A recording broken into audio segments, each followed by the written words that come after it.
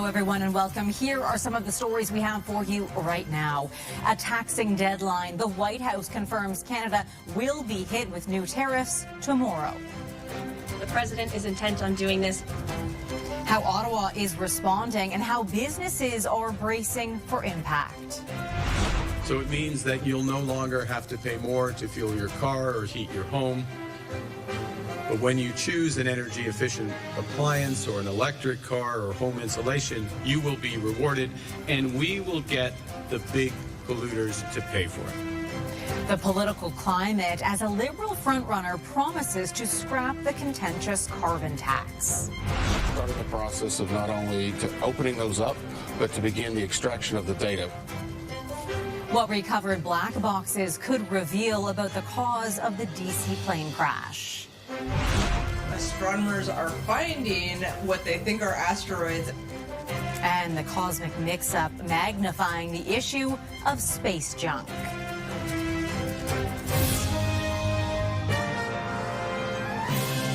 CTV National News with Heather Butts.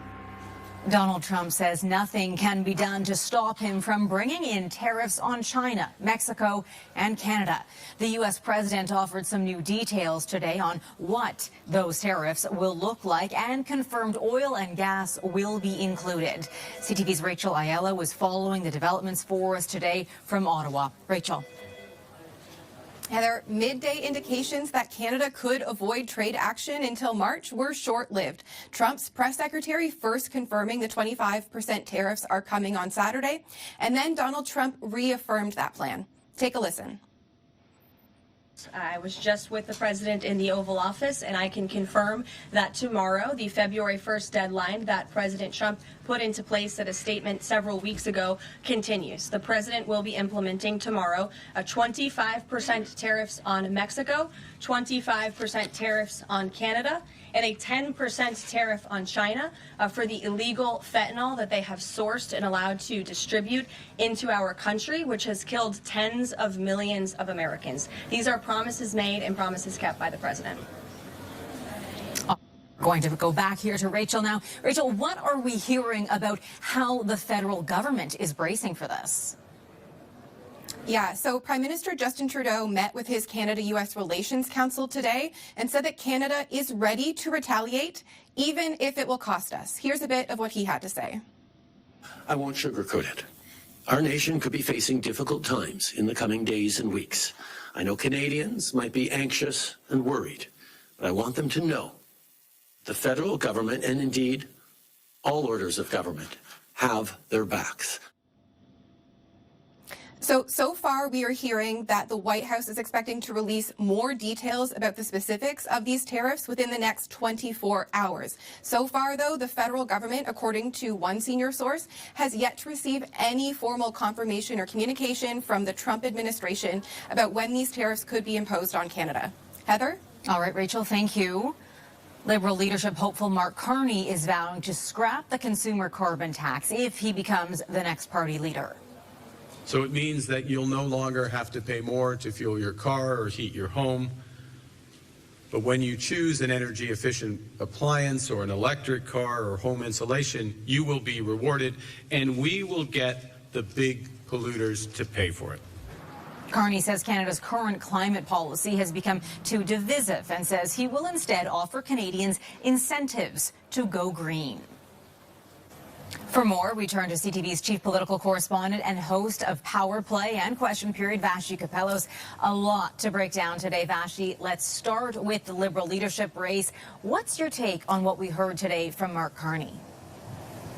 Yeah, I think it's interesting. He's moved away from the consumer carbon price, but totally unsurprising. And that is because the policy itself, the carbon tax, has become so deeply unpopular and so much so associated with Prime Minister Justin Trudeau. And so I think this was expected. The campaign had certainly signaled it would go this way. Whether it convinces, people beyond the Liberal leadership race, Canadians writ large, that, this individual in particular, Mr. Carney, who has in the past stood by the consumer carbon price, will move away from it, I think is a different story. But at this point in time, in order to clear the way for other policies and sort of a different message, something that differentiates himself from the current prime minister, he kind of had to do this. It's also worth pointing out that Chrystia Freeland, his main opponent, did the same thing. Right, of course. All right, Vashi, let's go back to tariffs for a moment and news they will be implemented beginning tomorrow. The implications of this are huge for Canadian politicians, to even put it mildly. Yeah, very much so. It's honestly like a tectonic, earth-shattering thing in Canadian politics. Everybody is reorienting all over it, or around it, I should say, the leadership race, each of the political parties, mainly because the big question is, does this become the big ballot box question whenever the election is held? It feels that way right now. Heather? Vashi, as always, thank you for your insight. As the threat of tariffs looms over the Canadian economy, more people are doing what they can to buy Canadian. Topping the list is food. But as you may have noticed yourself, it's easier said than done. CTV's Heather Wright spoke with shoppers in Toronto to find out how they are handling it. So I've got decaf tea, which is a British tea. When Ellen does her grocery shopping, she tries to pay attention to where products are from. This is a local yogurt. And while she aims to buy local or Canadian-made products, it's not always possible. So where are these from? It just says USA. And is there a Canadian alternative? Not that I'm aware of. With U.S. President Donald Trump vowing to impose 25% tariffs on Canadian goods on Saturday, and Canada set to retaliate with its own tariffs on U.S. imports, consumers are bracing for an increase in prices at the grocery store. And some have already stopped buying American goods. I think we're being treated poorly. I think we're being bullied. And I'd like to do what I can. Depending on the product, there often is a Canadian option. All of these apples are either grown in the United States or Canada, but depending on the time of year, it is very hard to buy certain things from this country. For example, all of these oranges are imported from the United States or other countries. But after decades of free trade, it can be hard to know what is Canadian and what isn't. Kraft peanut butter is made in Montreal with peanuts from the United States with a brand owned by an American company. So is that a Canadian product or an American product? Dairy, eggs, and meat are often Canadian products, but a lot of seafood and packaged goods are imported from the United States. Canada has drawn up an extensive list of U.S. products to be taxed, with prices on both sides of the border expected to rise quickly once any tariffs are put in place. Heather. CTV's Heather Wright reporting tonight. Thank you. Just in time for tax season, the federal government says it's delaying its planned changes on capital gains. The new rules will now be deferred until January 2026. The government also plans to bring in new exemptions to ensure most middle-class Canadians don't end up paying more. The increase would affect those with $250,000 or more in capital gains earnings.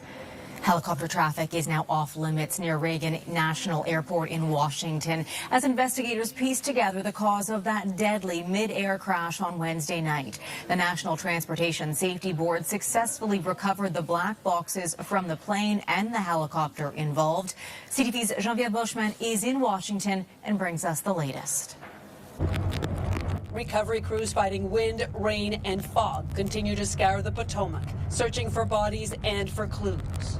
Our dive teams are working in targeted areas, and additional Coast Guard assets will arrive this afternoon. Part of the scene, actually. Downstream boaters have found debris fields and handed over plane parts to investigators.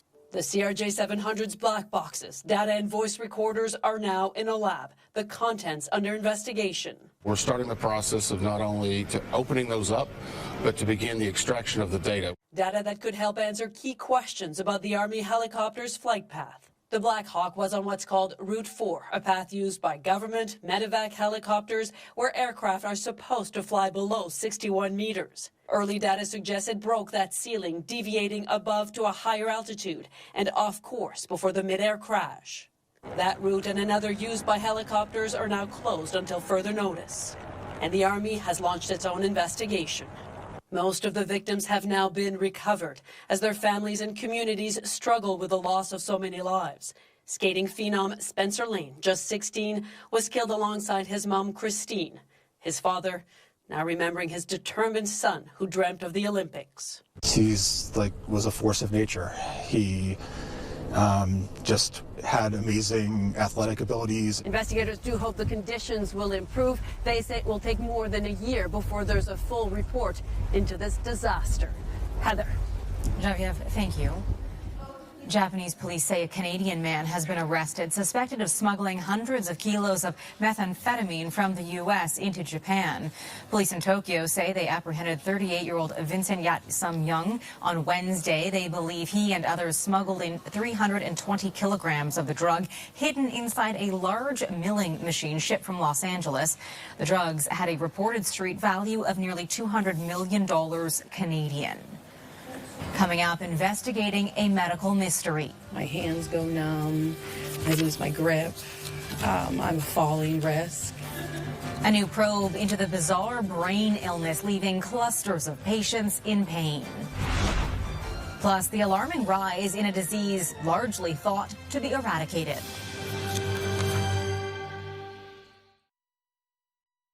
U.S. President Donald Trump has just commented on imposing tariffs on Canada tomorrow. Take a listen.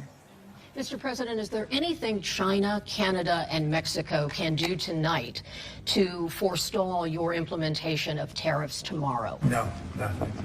Not right now, no. Not a negotiating tool? No, it's not. No, it's a pure economic. We have big deficits with, as you know, with all three of them.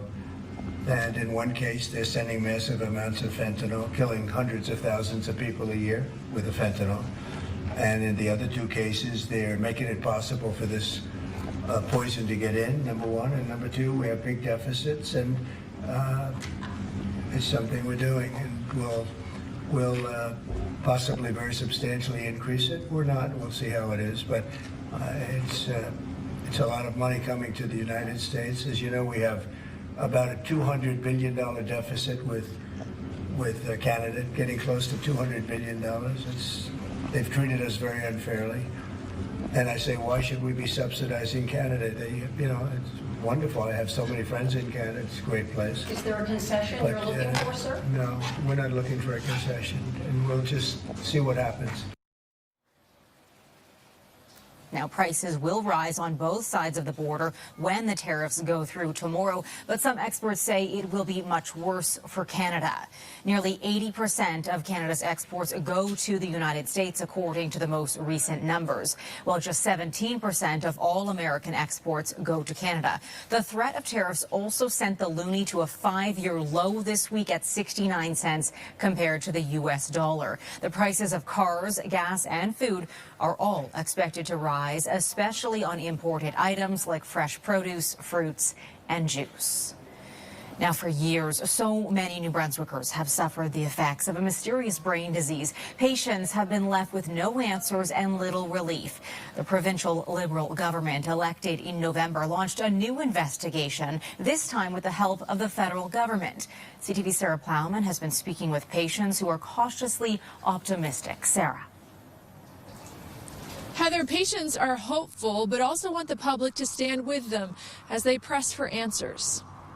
Oh, my goodness, Oliver. Mandy Maillet is often extremely tired. She has headaches, balance issues, and pain. My legs, my hands go numb, I lose my grip. I'm a falling risk. Recently, she learned there's a tumor growth on one of her ovaries. And Dr. Marrero feels that that's also connected. She's a patient of Dr. Alier Marrero, a neurologist who's claimed more than 400 of his patients are suffering from a mystery neurological syndrome, and dozens have died. Maillet welcomes a new investigation into why she and others are sick. Excited, really hopeful that Holt's government will do the patients right. The province first raised concerns nearly 4 years ago. It most likely is a new disease. But months later ruled that out, saying patients were most likely misdiagnosed. Public health has significant reason to question the validity of an unknown neurological illness. Premier Holt campaigned on a promise to relaunch the investigation. The government is very interested in understanding what is going on The province is now working with the Public Health Agency of Canada to look at Dr. Morero's data. We're hopeful that once we get this data recorded, studied by ourselves and the Public Health Agency of Canada, then we can understand what it is that's happening. A neurologist and former head of Canada's agency that funds health research wants the probe to be looked at by an arm's-length panel. No matter what report is going to come forward, you're going to have a cluster of individuals who are not going to be satisfied that the report is either transparent or that it's heard their complaints. Maya wants any probe to be thorough. She wonders if what's making her sick is environmental. Because that's all we really want as patients, is answers and the proper research to be done. New Brunswick's health minister insists this investigation is independent, noting they're working with the Public Health Agency of Canada. Heather. Sarah, thank you. The city of Toronto saw its highest levels of tuberculosis in more than 20 years last year, and public health officials are saying the rise underscores the challenges of fighting the disease, one that has plagued humanity for centuries. CTV's John Benavalli-Rao has more on the recent spike. My name is Pasha Killian and I live in Gunsolja. In this video, a woman from Nunavik describes her experience having tuberculosis. When I had TB, I didn't feel any stigma or anything. TB has long been a problem in Inuit communities, where a lack of healthcare access and overcrowding in some places have thrown progress in reverse. Not only are we not progressing towards reducing the cases, but we're doing worse than we were previously.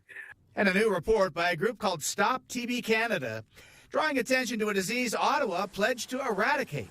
Only doctors say much more needs to be done if they want to reach that goal. If anything, the rates have been trickling up over the last decade. In fact, in Toronto last year, 375 people were diagnosed with TB, up from the year before and the highest in 2 decades. Usually affecting the lungs, those who get sick are often migrants from a part of the world where TB is more common, an infection that can lay dormant for years. So they came with that sort of silent sleeping TB. You would never know unless you get tested. Just this week, Kansas City sounded the alarm after a TB outbreak killed 2 and infected 67 others. Symptoms can include a cough that lasts more than 3 weeks, coughing up blood, fatigue, and weight loss. There are antibiotics, but the report found several drugs that can address more challenging cases aren't easily available in Canada, especially those that are child-friendly.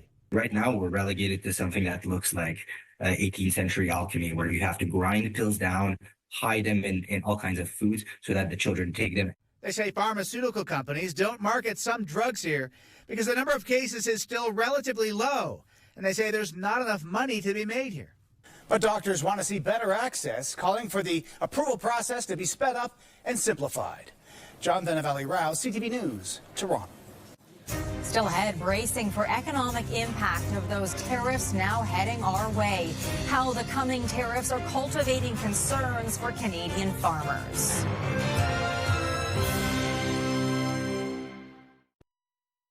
Canadian hog producers are heavily reliant on the U.S. market. Tariffs will have a major impact on them as well.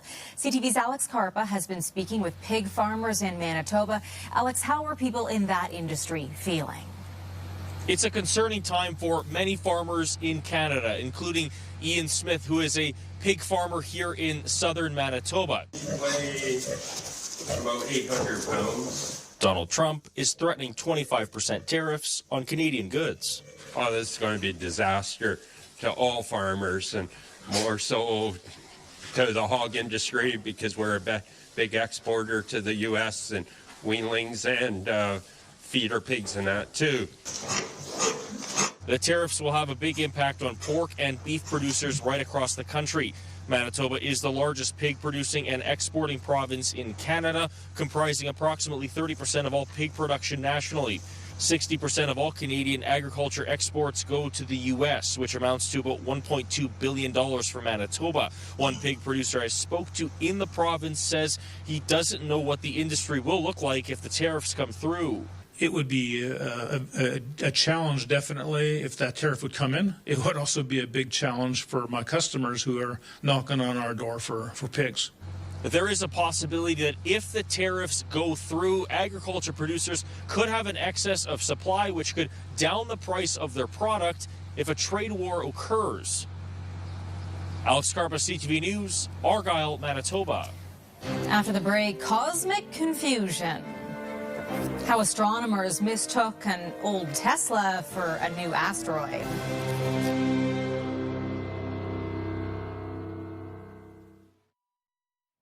The discovery of an asteroid earlier this month turned out to be nothing close to that. An astronomer mistook Elon Musk's orbiting Tesla Roadster for a possible hazardous space rock.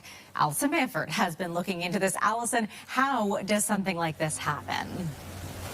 Heather, this is a mix-up that's actually more common than you might think, but usually it's caught before an object is classified as an asteroid.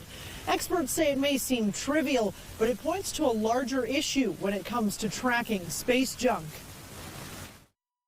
Bright dots and not a lot of detail. An asteroid and a Tesla can look similar in still images of deep space. Honestly, one can argue a Tesla it's an artificial asteroid. Elon Musk launched his Tesla Roadster into orbit around the sun back in 2018 as a test flight. After about 15 million years or so, it will most likely collide with one planet or with the sun. Since then, the number of deep space missions has increased. Our garbage doesn't disappear, even in space. A concern Samantha Lawler has raised for years, most recently when a piece of SpaceX rocket crashed down on Saskatchewan farmland upon re-entry. In deep space where the Tesla is orbiting, there's a different worry. It is less of a hazard to drop on us, but it makes it harder to find the asteroids that are also orbiting the sun. Some astronomers estimate about 1,000 objects orbit the sun. There are databases that track some of the paths, mainly NASA probes, but there's no international registry that groups have to follow. Everyone's going there. And so we need to take a new look at how we govern deep space, how we regulate it. Experts say it's important to get the numbers right when looking at how many asteroids could pass near Earth, and junk in the way makes those statistics murky. Heather? All right, Allison, thank you for this. That is our newscast for this Friday. Thank you for joining us. I will be back later tonight with CTV National News at 11 for ongoing coverage of Canada's top stories. Of course, you can tune in anytime to CTV News Channel. I'm Heather Butts. Your local CTV News starts right now.